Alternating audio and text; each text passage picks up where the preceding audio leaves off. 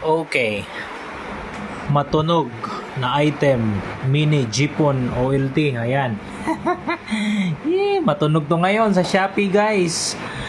Tingnan nyo, guys, ha. Ayan, oh. Napaka-simple siyang gamitin. Pagka nabili nyo siya, ayan, ganito. May kasama siyang, RAR. May ibibigay na, QR code. Da-download nyo yung, niya, WinRAR. Andun yung file niya. Ayan, oh. Ito, na-download nyo yung file niya para sa software monitoring niya. Ito, dito mo makikita kung ilang ONU ang active. Ayan, online. Tapos, running. So, dito, ang ginawa ko is nag-test ako na isang 5v5 na version 2. Ayan, Jeepon.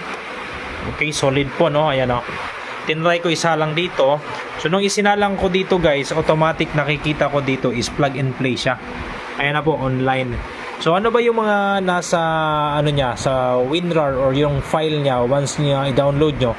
Ito yun, guys, ito yung software kasama niya. Da-download nyo to. Once na-download nyo, install nyo sa inyong computer. Tapos meron pa siyang isang software, ayan, Wireshark. Ito.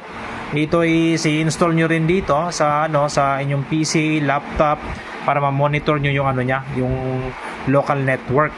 So sa ngayon is green siya, active. So, wala tayong problema na ito.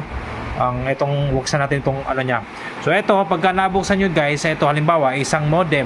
Pag naglagay ito yung panibagong modem, activate naman siya dito. So, by default ng software, ayan by default ng software, 15 lang ONU yung niya, display sa graphic user niya.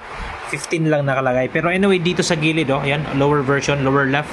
Pwede nyong palitan yan, guys. 16, mayroong 32, mayroong 64. So syempre, in my case, ang kaya nito kasi isa lang to, isang mini Jeepon OLT lang. Ayan, 32 ONU. So gagawin natin, select natin into 32. Ayun, pag naka 32 na siya na option, dito sa graphic user niya, magiging 32 ONUs naman siya. Ayun, 30. Hanggang 31 lang kasi nga kasama si 0. Ayun, 0, 0, 1, 2, 3, 31. Ang kulit.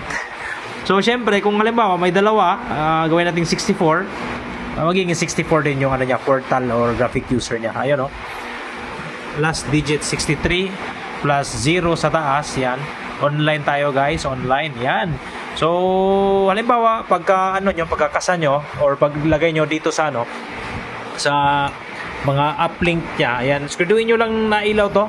Etong FX, ayan, nailaw. Kasi one time na encounter ko nung nabili ko to, hindi siya nailaw. Kaya hindi na detect yung ONU, hindi buhay yung yung mismong OLT niya kasi nga hindi na ilaw yung FX. So ni-refresh ko lang siya, binunot ko yung supply niya, binalik ko.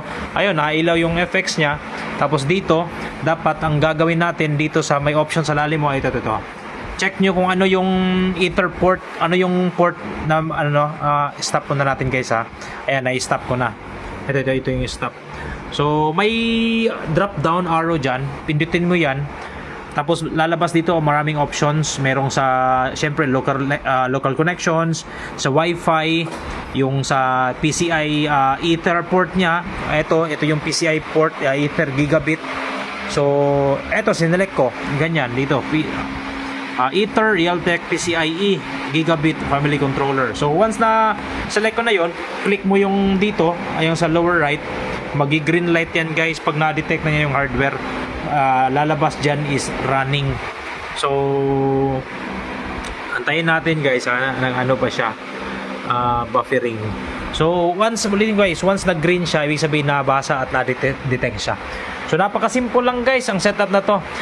Compare mo kaysa Mediacon, magasto sa kable, mga single core. Pwede na to kasi pwede nyong lagyan ng PLC, knockbox. Tsaka at the same time, pagka may maintenance, isang power supply lang. Ito lang, yung 5 volts niya yung papalitan nyo. So, not bad. So, yun, guys, short video. Hanggang dito na lang. Another day, another video, another upload. I hope meron kayo napulot sa ating ngayon video, guys. So, hanggang dito na lang. Till next time. Peace out. Bye.